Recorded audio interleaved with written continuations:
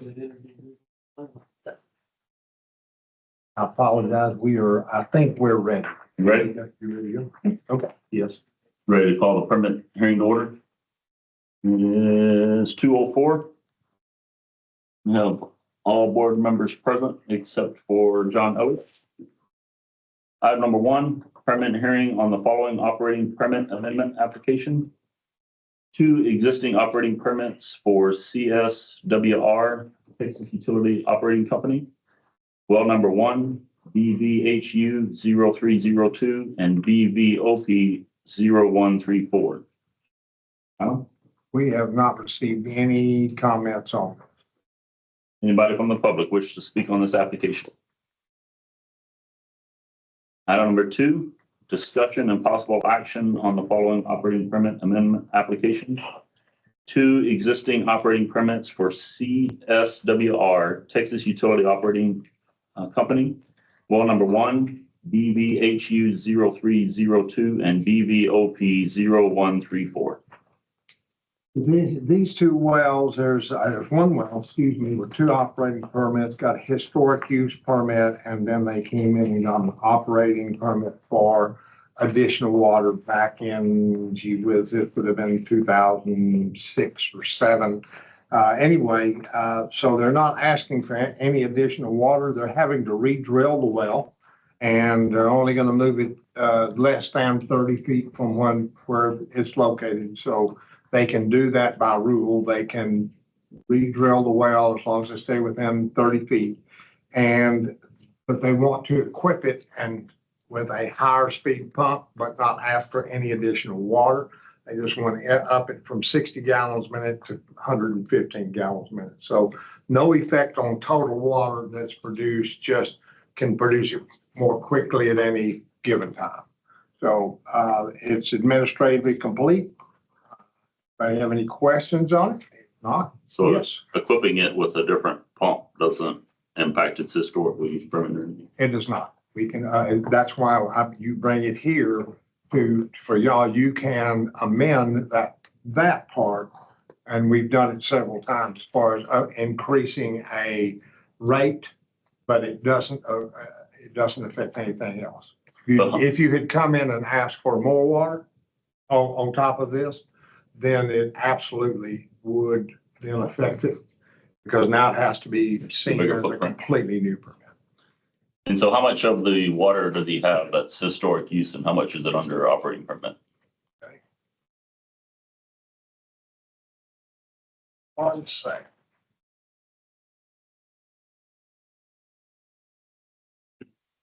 Okay, the historic use permit is 11.75 acre feet, and the operating permit is 28.57. Any questions from the board?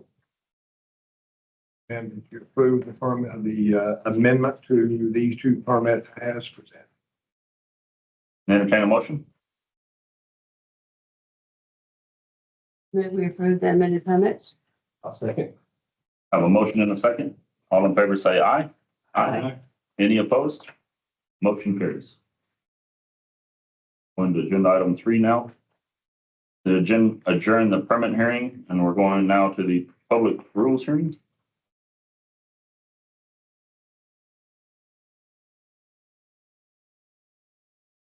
We properly posted, more than 20 days before the meeting. It's been put in 2 papers. The legal notice went into the Eagle and into the Rockland County News. It has been distributed to our distribution list, posted on the window, posted on our website, and at both the courthouses. We're having this because on September 14th of last year, we found that we didn't have a quorum, and we lacked a quorum to be able to conduct business. So the rules that were adopted at that time were not adopted because of the lack of quorum. So the staff has said the best thing to do here is to post for a public rules hearing. Go back through all of the rules that we adopted in September of last year. And then we have one additional rule that we've added to that we can talk about. So we can go through each one of those, every single rule all the way through. We have it teed up to do that. If you want to just look at the one rule that we're adding, then we can do that. It's to y'all, however y'all want to handle that. Board have a preference? Go back through all the rules again, or I think we already went through all the rules once. you just want to look at the new one? Second. All right. You got it. Let's roll that.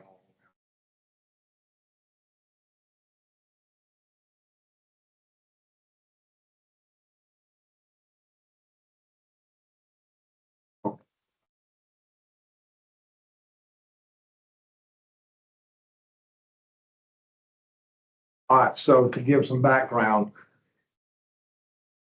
we have found that we began to lack a quorum of board members to do business. It started in January of 2023 and extended through July into or after the June meetings in 2024. There were 9 regular board meetings. There were, I believe, 6 permit hearings, and then the rules hearing, and then we also had a hearing on our management plan, those kinds of things. So the permit hearings, there were 86 permits that were approved in those 6 permit hearings. 87 total, 86 production permits, 1 transport permit that were approved, properly noticed, administratively complete, no one contested, and the board voted. Each of those received a permit. None of those are valid because we didn't have a quorum to be able to, for that to be an approved vote. So Monique, and I may get her to go through this, she's been the author of this, but we propose to fix this conundrum.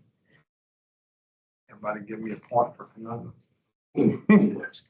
With one fell swoop by adding on rule 8.3J, allowing for those permits that have been properly noticed, administratively complete, no one has contested, that they, in a very specific period of time, beginning January 1 of 2021, we're going back to 2021. That's when Chris was originally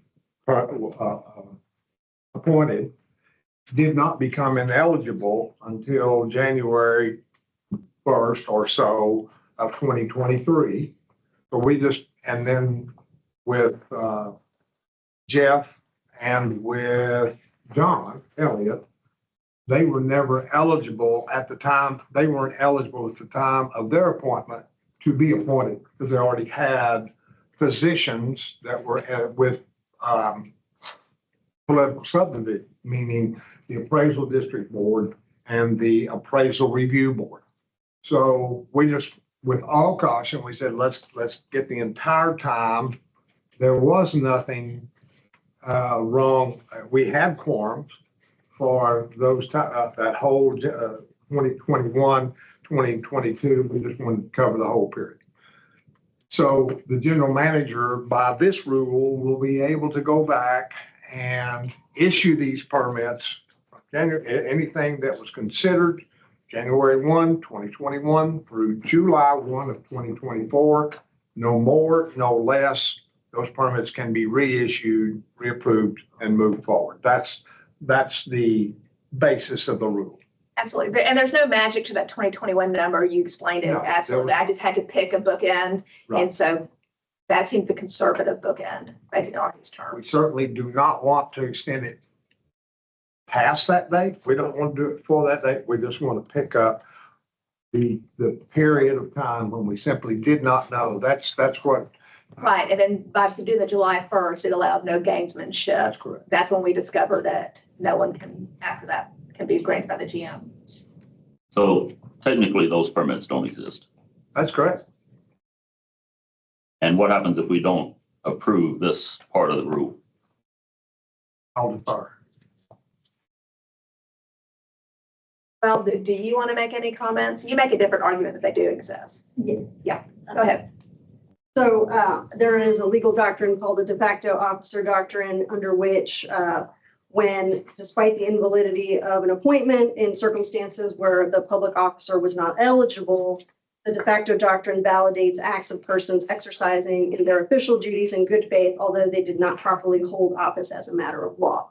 So we believe that this rulemaking is a sound and appropriate ratification of these actions that is good housekeeping and good governance on top of what is otherwise a legal doctrine that is out there that holds valid all of the actions that were taken in good faith, given that there was that good color of law and the reliance of an extraordinary number of people on the actions of this board and the good faith actions of this board and having taken those actions.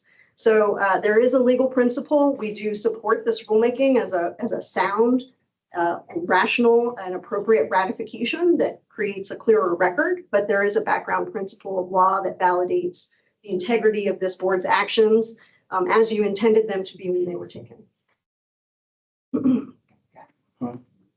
I'm Lynn Sherman. I represent the Texas A&M system. I planned to make remarks on the front end, but I wasn't sure to what degree they would be relevant to which, and I think they're relevant now. I do think it's important. I did submit a letter this morning on behalf of the Texas A&M system. I will tell you that it is our position that they are void and that this is looking at them anew. And we have requested that a contested case hearing be had on those. If y'all intend to act on this, that what we've requested is a contested case hearing at SOA be had. We request a preliminary hearing, have SOA make the determination as to whether or not they've been legally granted or not. Effectively what our request is relative to item number 5. In other words, don't y'all make if y'all are going to act on this and not pass on it as we requested in the original part, the initial part of the letter. If y'all are going to act on it one way or the other, it's our request, and we would maintain that it's mandatory, that you send it to the State Office of Administrative Hearings for a preliminary hearing and have them decide whether or not it's legal or not. That's effectively what we're requesting. What we'd really like to see you do is just to pass on it and give us some time to negotiate with the applicants and see if we can't work out any differences we may have, which would obviate the need for any of that. And I'll be happy to ask any specific questions that the board may have. Just And just so you know, that letter is in your packet. Do we have another person like to speak? Good afternoon, Eddie McCarthy. I'm from McCarthy in Austin, represent a number of permittees with the district that are affected by this. With respect to A&M's letter this morning and their request with item number 5, it is an untimely request because as we're reset, the rules that were enacted last September were also technically right now not in effect, which means currently we're back under what the rules were in effect prior to that, and 14.3.5 requires that to contest a permit, that request has to be 1, made in writing, and 2, more importantly, 5 calendar days prior to the date of the hearing. So if we are taking these anew, as Mr. Thurman is arguing, that request is untimely and therefore moot, and we'll just would hope that you would dismiss it and move forward with these permits that were all non-contested. A&M had full knowledge at the time. They did not contest them, whether the day of or 5 days prior, and to continue moving forward. Appreciate the circumstances y'all are under. I believe the path that has been laid out by the general manager and council makes the most sense. And I would go on a much longer soliloquy, but Mr. Lynch submitted comments last week, and to save some time, I'm just going to say ditto. We fully endorse and adopt those. Thanks. I am not arguing that point. I will just say to go down that line, then the public hearing never occurred because just like the meetings, we didn't have a quorum. And we would maintain is that there's clearly a difference of opinion, and what we would maintain is to put it in the hands of set up as administrative hearings to make the decision rather than y'all making the decision here on the spot. Because I would disagree, really, this item is actually coming to y'all as a rule amendment and not in the typical case that it would come before you as a contested case hearing. And so what we're saying is that if in fact that's the way that y'all are proceeding on it, then, I mean, the way it's set up, it's got a lot of the lack of clarity. And there's a lot of legal issues that are involved. And rather than make that decision on the fly here, if you're going to act on it and not postpone it till a later date, let's go to the State Office of Administrative Hearings and let's let them decide. And they're set up to make those kinds of decisions. May I? With all due respect, this isn't complicated. There is a foundational and established legal principle here, and you don't have anything in this comments that suggests otherwise other than a vague reference to the idea that it's the preference to reopen and collaterally attack a bunch of permits that were previously issued in good faith and relied on in good faith. And whether this should properly go before the State Office of Administrative Hearings also doesn't really get to the heart of the fact that this is fundamentally that y'all acted in good faith and that there is a principle of law that makes that valid. So, these were not filed in a way that gives us the benefit of being able to give you a fulsome response to in terms of the legal argument. There's not a single legal citation in the comments that were filed this morning. We provided you many days ago with the underlying principles so that you would have a chance to look at the de facto officer doctrine. But we applaud this rulemaking as something that is sound, integral, and fair to the constituents of this district. And so we would urge you to move forward on that basis. Okay. Any other comments from anybody? Good afternoon, everybody. My name is Joe Freeland, representing cities of Bryan and College Station, and we filed some comments yesterday. And I think there are some legal questions, at least in my mind, as to the way this ratification goes forward. And to me, it just seemed to be that if we can get there, the better approach might be here for stick all of these lawyers in a room and let's see if we can't come up with some agreement on all of these permits, on even the pending Upwell second transport application. And therefore, we could then agree among ourselves that we're not going to contest those existing permits and we could do this rulemaking go forward there. I don't know if the 30 or 60 days is too long for y'all to sit on this and see if we can work stuff out or not. But that was our suggestion, was that maybe giving the parties a little bit of time might help resolve any of these outstanding legal issues. And we would agree. Anybody else? Mr. Stroud? Hey, Stroud, I was on the board at the time, evidently that this happened. All our discussions were brought up and we made a good decision. And I would hope that you would, being I'm not on the board to make the vote again, I would hope that y'all would go ahead and do what we had looked at before in our discussions. Thanks, sir. Anybody else from the public? Any questions on the board? We'll close the rules hearing. Move into the regular meeting. Call the meeting to order. First item of business will be the Pledge of Allegiance.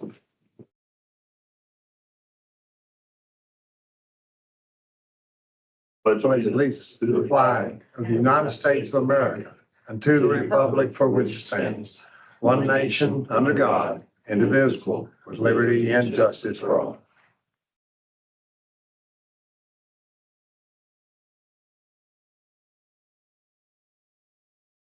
We have a forum present with Mr. John Elliott absent.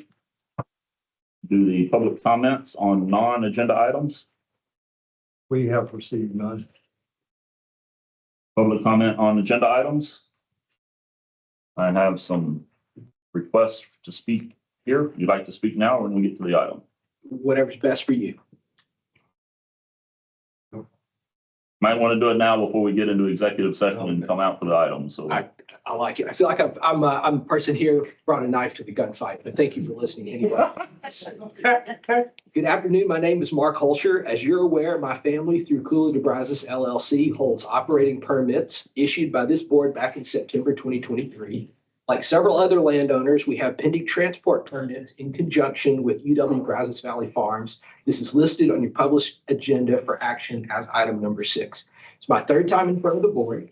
First on May 16th, again on June 18th. Again, and I'm asking simply for transparency, fairness, and a clear explanation of what you're doing as the responsible governing body to protect and promote my private property interests and upholding my right of capture on property purchased by my grandfather over 3/4 of a century ago. 2 months ago, after the June meeting, the board was to at least move by sending the case to SOA. This moved the process forward toward collectively giving the board additional impartiality with regards to finally granting our transport permits. This was all asked for and requested according to your rules and was our expectation. At the July meeting, again, no action was taken, no explanations were provided, no timelines were given, and again, a lack of anything resembling transparency. Indirectly, it is my understanding that the contract with SOA is in progress. It is my hope and your duty to handle these matters quickly, efficiently, and as a matter of course. However, from where I stand today, it seems like the board is creating a black box to adjudicate my family's private property rights between Texas A&M Rellis campus and the cities of Bryan, College Station. I grew up in College Station, and I'm a proud former student of Texas A&M University. However, most critically, neither of these entities are entitled to diminish my property rights. Because there were contested case hearing requests filed, I do understand the delays, and that has prevented my transport permits from being approved already. Understanding the delays, however, does not excuse this board from executing the duties required of them in conducting the fair and due process. To Texas A&M, the cities of Bryan, College Station, let me say, yes, water is important. I'm sorry, but the future conditions will require you to manage it collectively with us. You are not the only relevant stakeholder in the Simsboro Aquifer. With the help of the Brazos Valley Groundwater Conservation District, we can work together to ensure a bright future. And to the board, I simply ask and I look for you to apply the rules and uphold the laws of Texas fairly and impartiality. Thank you very much. Thank you, sir. Next speaker form is Eddie McCarthy.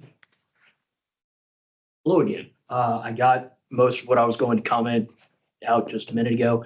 The one thing I will add is with respect to A&M's request to contest the applications in item number 6, all the transport applications.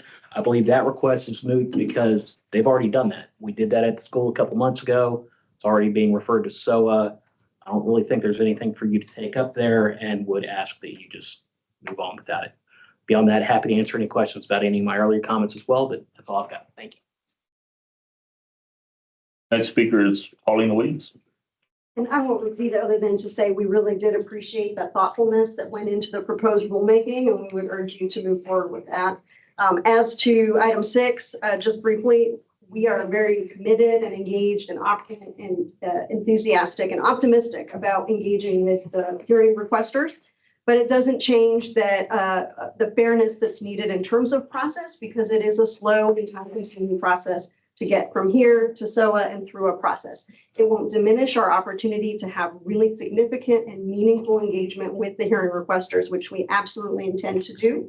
But with that said, we hope that you will respect the process for these applicants to have a fair shake and continue to move this forward in due process. Thank you. All right, thank you. Anybody else from the public like to speak on an agenda item? Yes, sir. Sure. I'll just, Lynn Sherman again, talking on behalf of the Texas A&M system. I would say, just to make my point clear that I made earlier, is that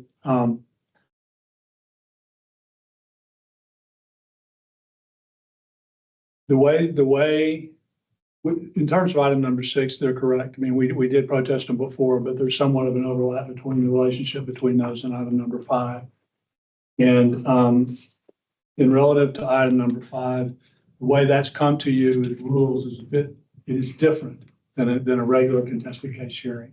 And that just throws in a lot of legal uncertainty as to any action that y'all may take going forward. I will point out, the reason I wanted to speak again is we have been waiting to have meetings scheduled with the Upwell Group and the other landowners for weeks and have heard nothing. And what we finally ended up doing was filing a letter to say, look, the way that y'all could really force that to happen, which we are interested in, I think Bryan College Station has indicated they're interested in too, is by simply postponing it to a later date. The timeframes won't change. It merely moves it off for a period of time. And if it's unsuccessful, it's unsuccessful, and we can go and fight about it. But the best way to do this is to simply postpone the actions on both of those and give us a chance to see if we can't work it out. We've been waiting to have that opportunity. We haven't had it today. Thank you. Anybody else? All right. Item number 1, discussion and possible action on the minutes of the July 11th, 2024 regular board meeting. So in your package, you have the draft set of minutes from the July the 11th regular board meeting. Have those, they've been up online and sent out. And anybody have any questions, additions, corrections you might see to the draft?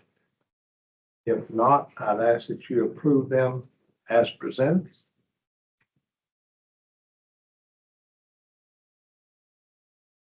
Entertain a motion. Move for approval. A second. Have a motion and a second on approving the minutes from July the 11th, 2024. All in favor say aye. Aye. Any opposed? Motion carries. Item number 2, financial report for July 2024.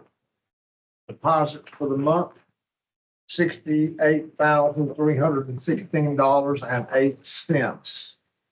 We go on to the balance sheet, your current assets, including bank accounts, CDs, accounts receivable, and other current assets, are $1,329,760.66.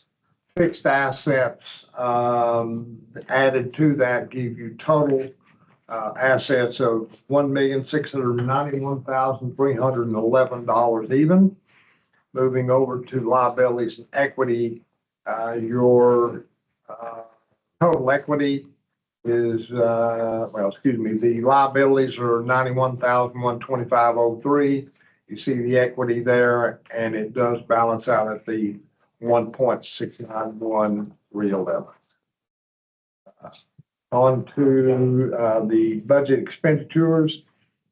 Total income through July 31, 2024 is at $523,342.96.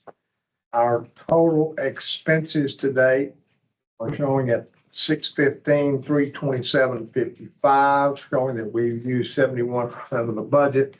I told you last month at our last meeting that I would give you a breakdown. We show that we've used 146% of the budget on hydrogeologic. We are moving funds as things are applied, as hydrogeologic work is done, and it is determined, is it normal district business or is it have to do with the well assistance fund? And then if it's determined it's a well assistance fund expenditure, then that money is then moved over into the operating account and paid that way, okay?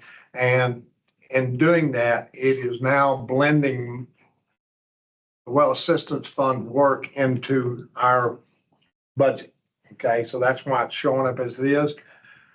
We have used of our budget for hydrogeologic work, we're budgeted $120,000. We've used $108,385.54.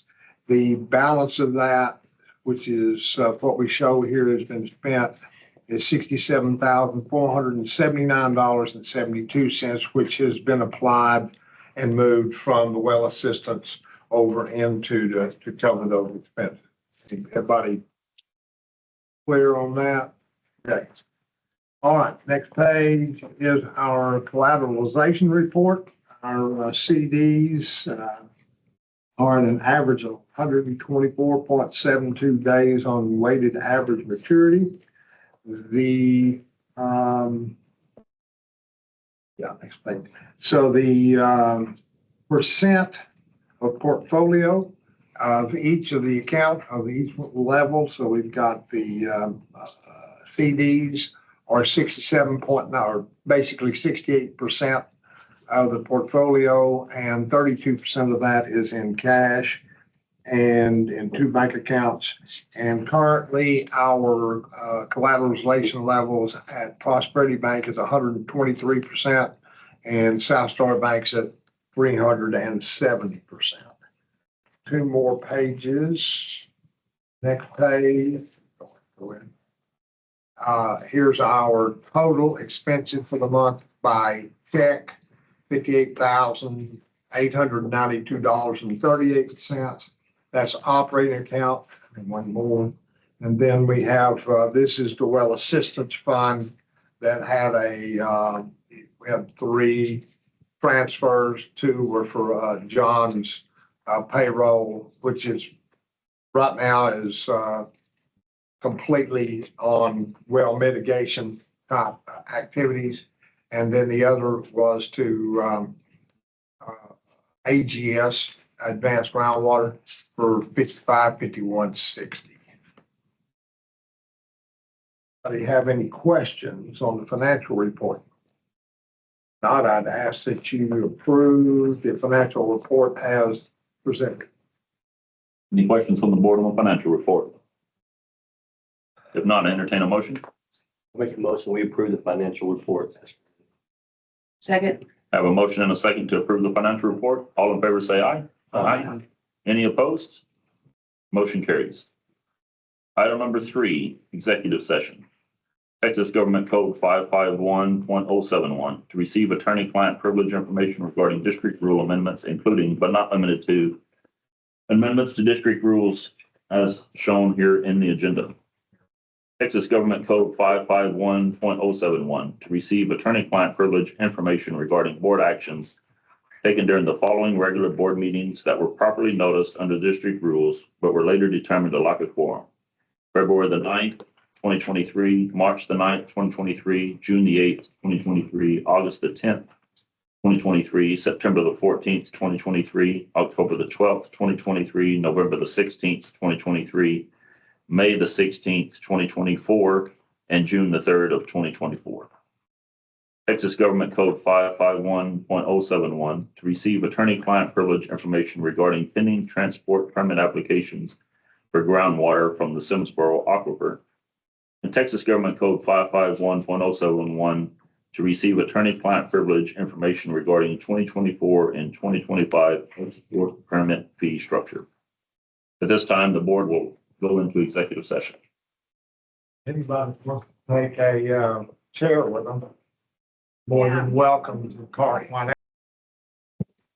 Great. Coming out of executive session, we're going to item number 4, discussion and possible action following noticed public rules hearing on proposed district rule amendments, including but not limited to amendments to district rules 2.2, 5.2 F and G, 6.1, 6.2, 7.1 C, 8.1, 8.3 H and J, 8.4, 8.5 B, 8.7, 8.8, 8.9, 9.1, 10.3, 10.4 D, 14.2, 14.3.5, 14.4, 14.6, and section 16. Let's make a motion, we approve the proposed district rule amendments. I second it. I have a motion and a second. All in favor say aye. Aye. All opposed? Aye.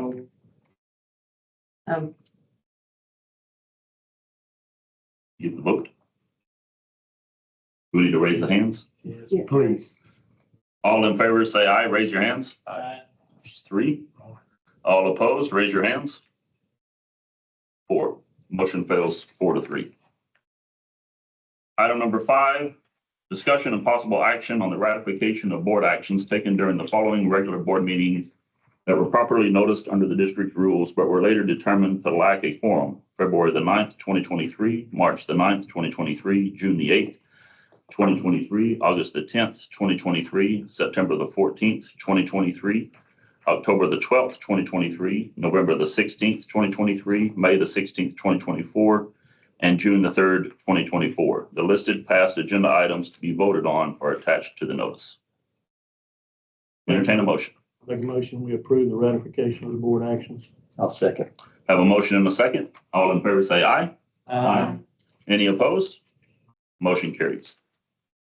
Item number 6, we have no action today. Item number 7, discussion and possible action on matters involving GMA 12, including but not limited to submitting revised pumping files to GMA 12 for consideration during the 4th round of desired future conditions, planning, and individual district financial responsibility regarding the explanatory report.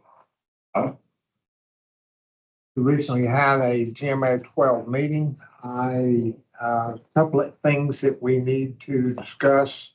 One of those is we haven't done, the group has decided several months ago that we would start with the current desired future conditions for all aquifers that have been adopted, and that we adopted those as preliminary DFCs. And we are working through the 9 factors based on those desired future conditions. We've been through numbers 1, 2, and 3. We're down to where we're looking at feasibility. We're looking at the next one is there's the others and there's subsidence. Feasibility is where we're going to be asking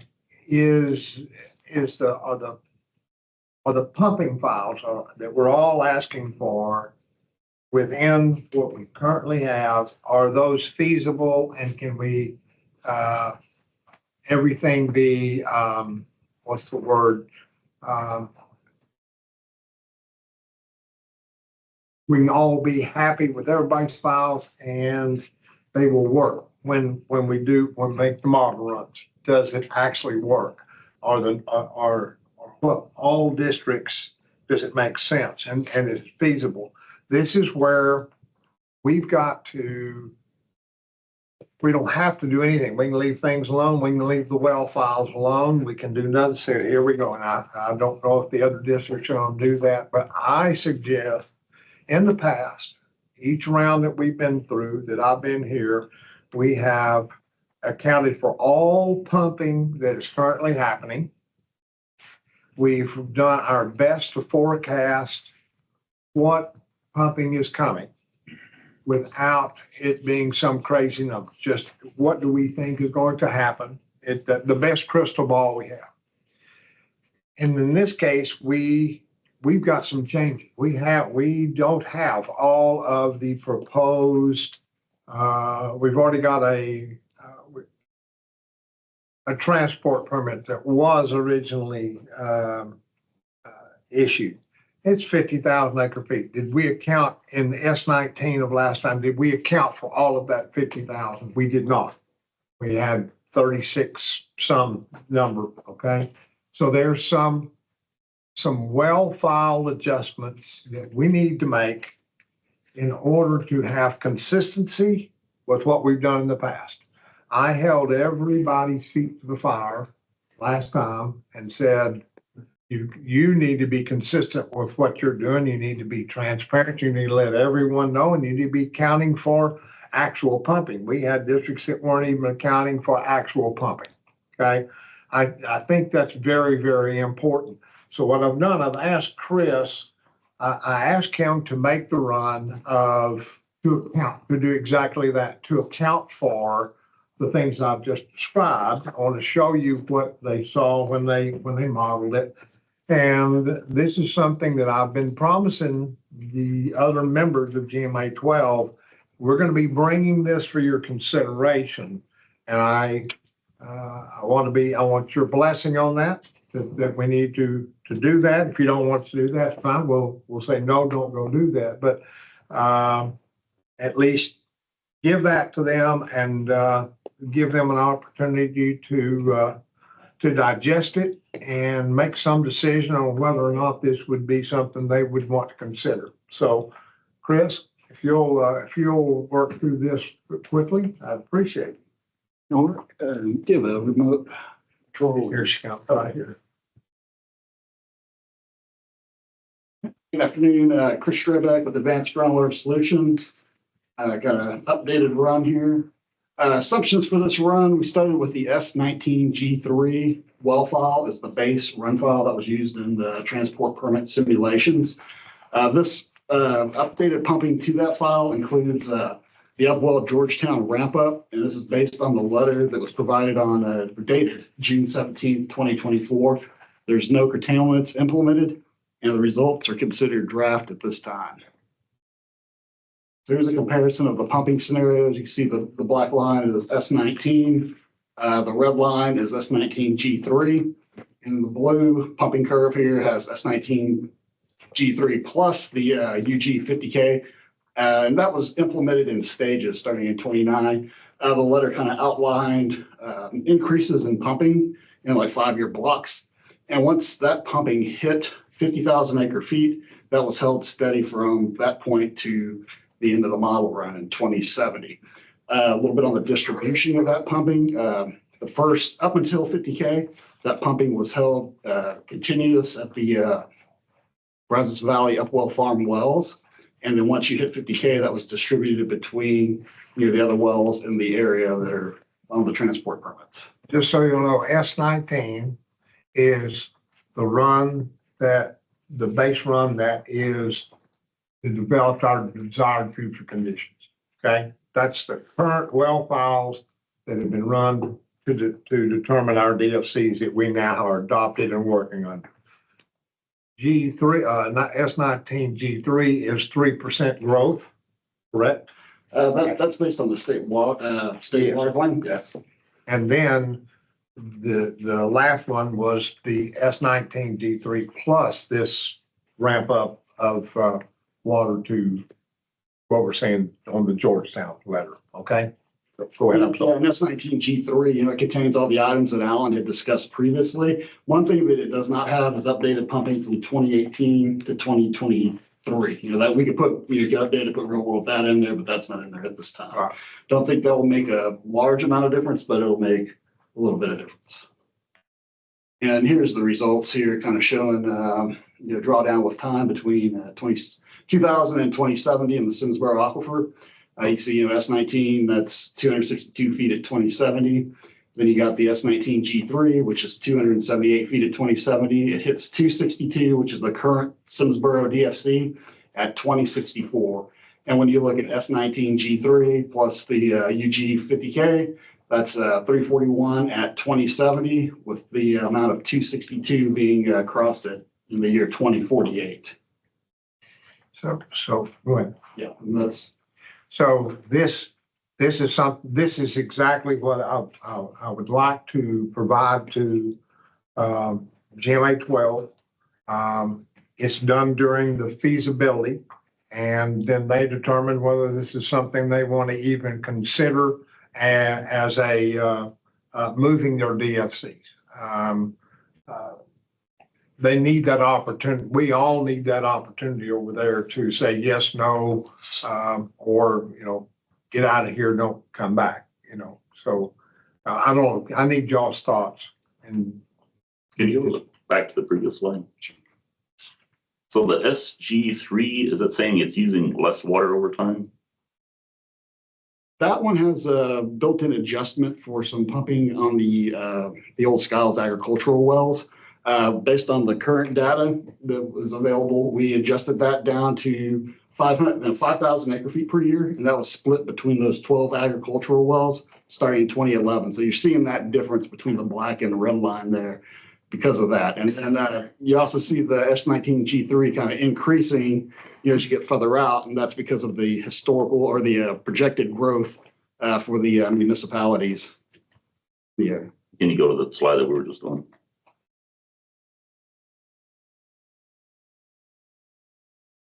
It looks like the previous slide shows that we're using less water, but we're getting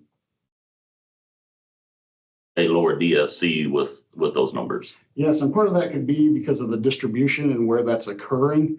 When you do that DFC calculations, it's looking at drawdowns. If you're going further down dip and there's more increases, it could, offset that amount. So is the plus UG 50K is the 50,000 in addition to what's already in the G3, or that's the total export? And that's in addition to what's in G3. So how much is in there for that project in G3? Oh, that was the three, the CS 1, 2, and 3. Yeah. So I Yeah. think that was 16, 17,000, somewhere in like that. I got a question. Yeah. Is your DFC, is it the average over the whole area or is it certain, That's for us, yeah, meaning, the district? that's right. That's just for our district. It's an average. But is it an average over the two counties, or is this number an average over what we consider the good water? Because I'd have to double check. I do believe that it is over the two counties. That's how it's been approached. Says that That's misleading. what my understanding is. because in the past, some of the numbers that we've talked about has been over what we considered potable water. So that's why I was asking what the number is. So does it dilute it not being over the potable water? Huh? So does it dilute it not being over that? I'm just curious. Did you look that up? Yeah, I let's- believe he's correct, though. Yeah, we'll double check on that and we'll let Alan know and he can get back to you. Okay.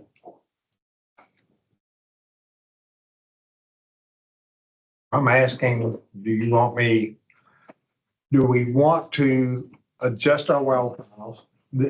We've done it. I wanted to show you this. Our well files have been adjusted. You are looking at more of reality than what S19 is, okay?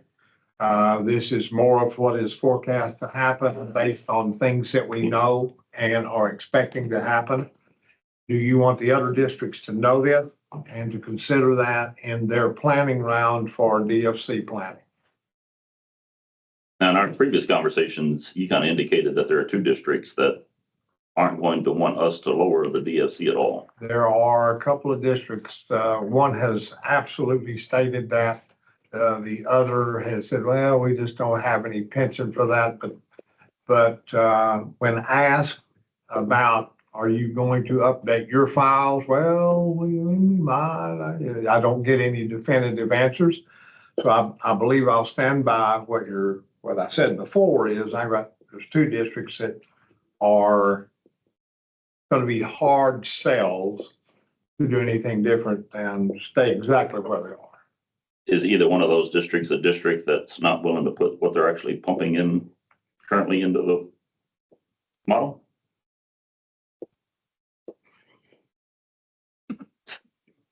Yes.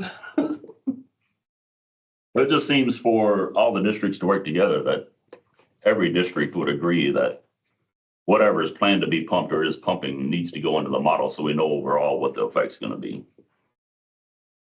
I'm not disagreeing with you at all. Can you get that to happen? Do what? Can you make that happen? Each board gets to make their own decisions about it. I mean, there is a district that says, okay, we're going at it the other way, is we're going to determine the desired future condition. And then without even doing the well file, without doing any pumping, that's where we want it to be. So they're going to pick a number.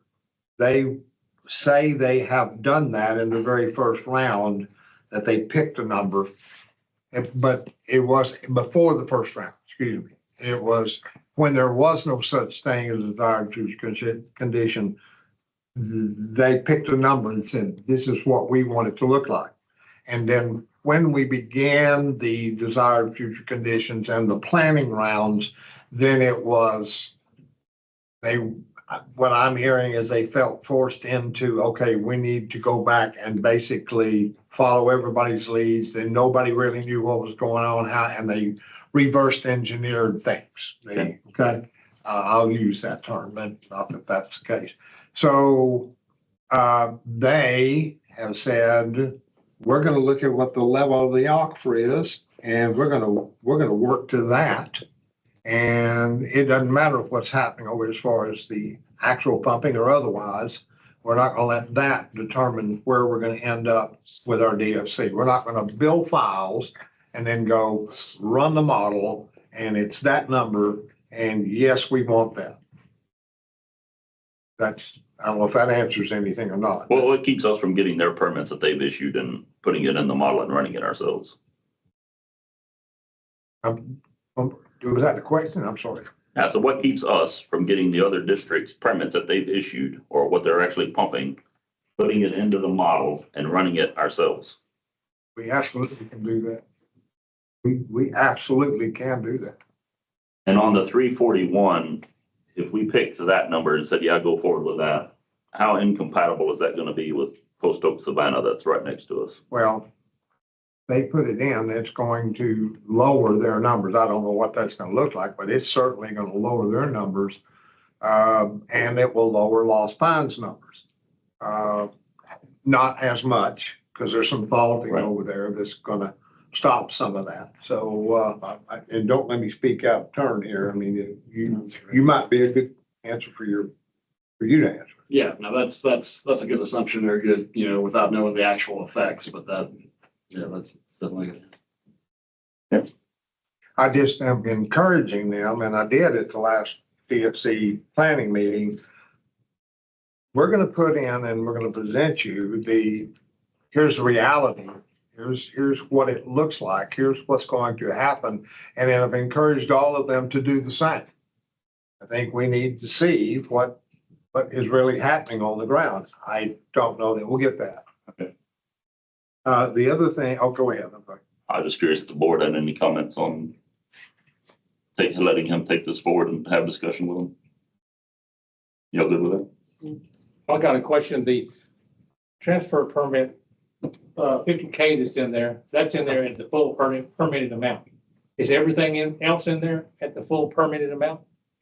Is all of the regular permits in there at full permitted In the amount? S19, go ahead. Yeah, S19, the performance there's a ramp between when they developed S19, that would be the current pumping would have been 2018. So there's a ramp that's going up towards that.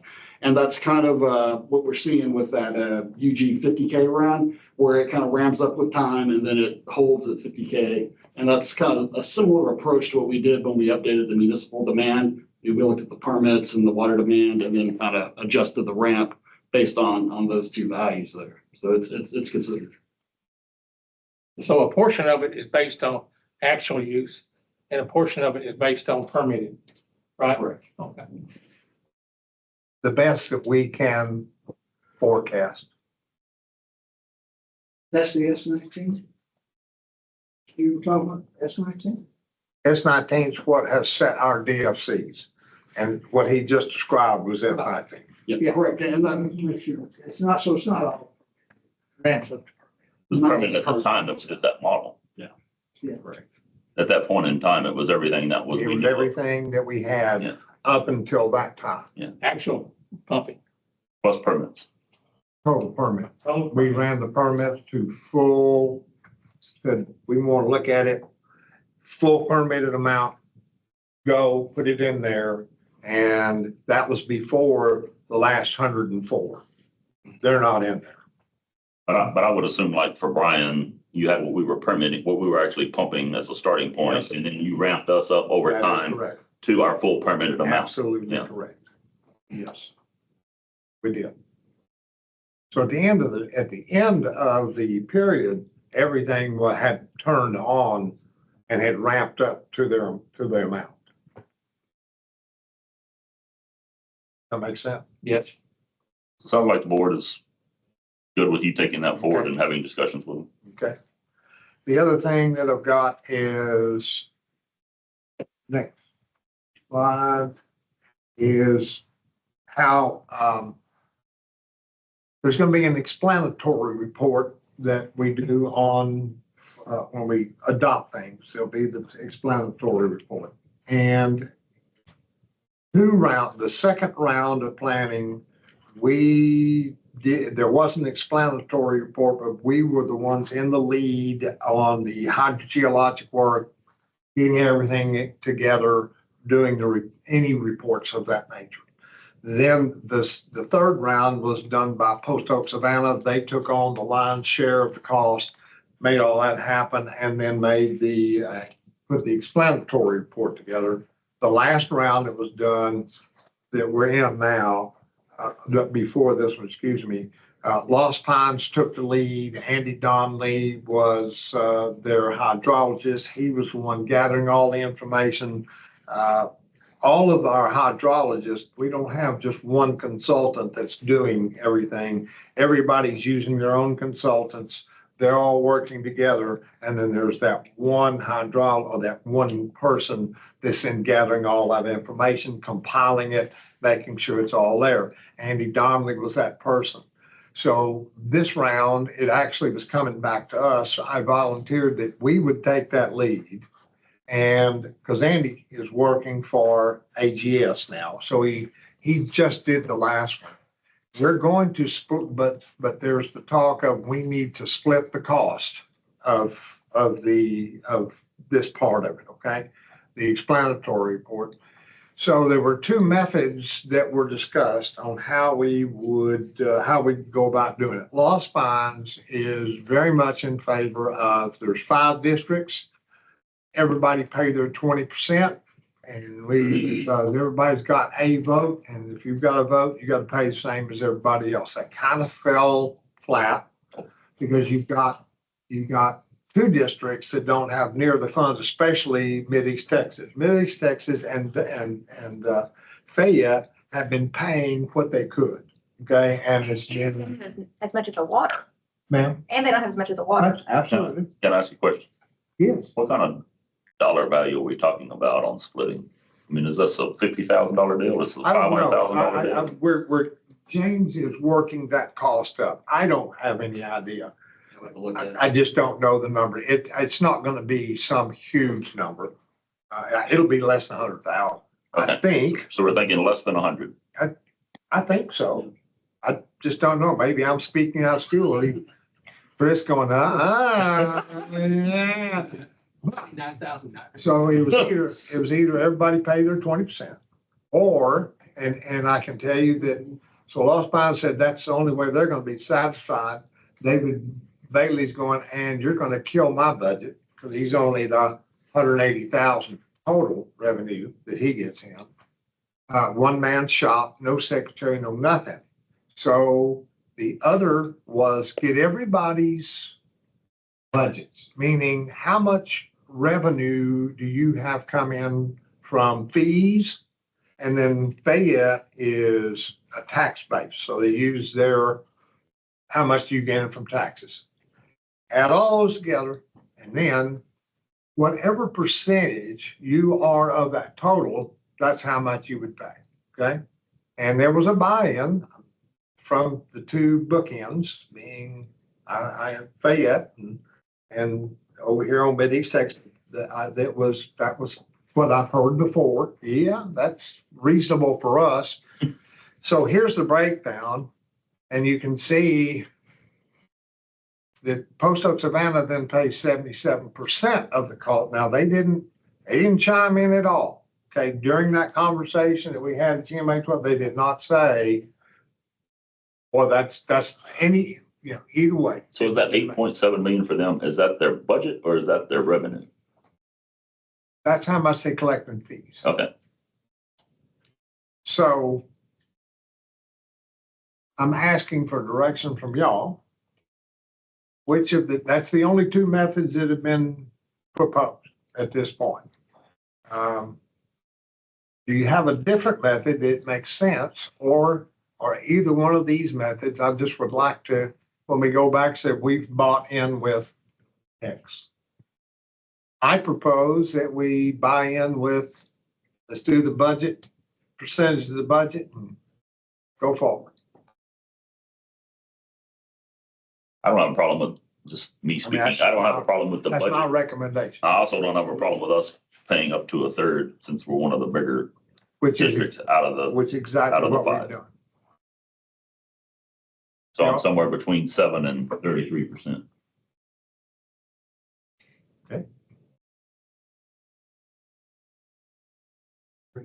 Okay, so you got from 7 to 33% to Okay, work with. good enough. All right, sounds good to me. Thank you. All right. That's all I got. Anything else? Yeah, yeah, on that one. All right, general manager's report, quickly. Okay. Got hot. Got on. Not raining as much. Y'all got your maps there. Just, and I sent it to you in an email today. I think, as always, here are all of the permitted wells, all the production, mags, that type of thing. No one-year permit have been issued during the month of July.